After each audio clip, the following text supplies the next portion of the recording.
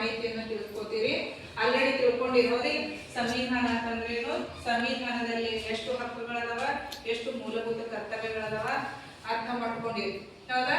ಈಗ ಸಂವಿಧಾನ ಅಂತಂದ್ರ ಒಂದು ದೇಶವು ಅನುಸರಿಸುವ ಮೂಲಭೂತ ಕಾನೂನಿಗೆ ನಾವೇನಂತೀವಿ, ಸಂವಿಧಾನ ಅಂತ ಕರಿತೀವಿ. ನಮ್ಮ ಸಂವಿಧಾನದ ಉದ್ದೇಶ ಏನಾಗಿದೆ ಅಂದ್ರ ಒಂದು ದೇಶದಲ್ಲಿ ಶಾಂತಿ ಸುವ್ಯವಸ್ಥೆಯನ್ನು ಕಾಪಾಡೋದಾಗಿದೆ. ಮತ್ತು ಇನ್ನೊಂದು ತಿಳ್ಕೊಬೇಕು ನೀವು, ಸಂವಿಧಾನ ನಮ್ಗೆ ಏನ್ ಕೊಟ್ಟದ ಅಂದ್ರೆ ವ್ಯಕ್ತಿ ಗೌರವ ಕೊಟ್ಟದ, ಸಮಾನತೆಯನ್ನು ಕೊಟ್ಟದ ಮತ್ತು ಸುಖಿ ರಾಜ್ಯವನ್ನ ಎಲ್ಲರೂ ಸುಖವಾಗಿರಲಿ ಅನ್ನೋದು ಸಂವಿಧಾನದ ಆಶಯವಾಗಿದೆ. ಮತ್ತೆ ಅದರಂತೆ ಈಗ 6 ಮೂಲಭೂತ ಹಕ್ಕುಗಳನ್ನು ಕೊಟ್ಟದಲ್ಲ, 6 ಮೂಲಭೂತ ಹಕ್ಕುಗಳನ್ನು ಯಾರು ಉಲ್ಲಂಘಿಸುವ ಹಾಗಿಲ್ಲ. ಇವು ಯಾರು ಉಲ್ಲಂಘನೆ ಮಾಡುವ ಹಾಗಿಲ್ಲ. ಯಾರಿಗೆ ಎಲ್ಲರೂ ಸಮಾನೋತ್ಸರದ ಸ್ವತಂತ್ರರು, ಧಾರ್ಮಿಕ ಸ್ವಾತಂತ್ರ್ಯ, ಶೈಕ್ಷಣಿಕ ಸ್ವಾತಂತ್ರ್ಯವನ್ನ ಕೊಟ್ಟರು. ಅದೇ ರೀತಿಯಾಗಿ ಮೂಲಭೂತ ಕರ್ತವ್ಯಗಳು ಅನ್ನೋದವ, ನಾವು ರಾಷ್ಟ್ರಗೀತೆ, ರಾಷ್ಟ್ರಧ್ವಜವನ್ನು ಗೌರವಿಸಬೇಕು ಮತ್ತು ಸಾರ್ವಜನಿಕ ಆಸ್ತಿಯನ್ನು ಕಾಪಾಡಬೇಕು. 6 ರಿಂದ 14 ವರ್ಷದ ಎಲ್ಲಾ ಮಕ್ಕಳಿಗೆ ಉಚಿತ ಮತ್ತು ಕಡ್ಡಾಯ ಶಿಕ್ಷಣವನ್ನ ಒದಗಿಸಬೇಕು. ಅವು ಎಲ್ಲಾನು ಅರ್ಥ ಮಾಡ್ಕೊಂಡಿರಿ ಅನ್ನೋದು ಮೂಲಭೂತ ಕರ್ತವ್ಯಗಳನ್ನ. ಮತ್ತು ಅದರಂತೆ ನಮ್ಮ ಸಭೆಯನ್ನ ನಡೆದಿದ್ದು, ಸಂವಿಧಾನದ ಮೊದಲ ಸಭೆ ನಡೆದಿದ್ದು 1946.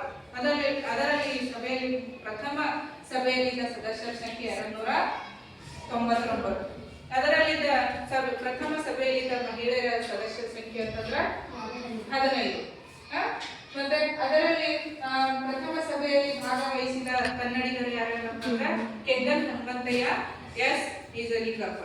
ಸಂವಿಧಾನದ ಹೃದಯ ಭಾಗ ಅಂತ ಕರೀತಾರಂದ್ರ ಪ್ರಸ್ತಾವನೆಗೆ ಕರೀತಾರೆ.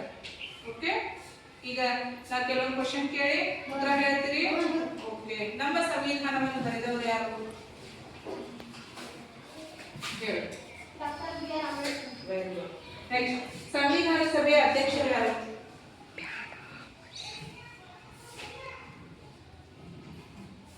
ಡಾಕ್ಟರ್ ಬಾಬು ರಾಜೇಂದ್ರ ಪ್ರಸಾದ್. ನಮ್ಮ ಸಂವಿಧಾನ ಬರೆಯಲು ಎಷ್ಟು ಅವಧಿ ಬೇಕಾಯಿತು?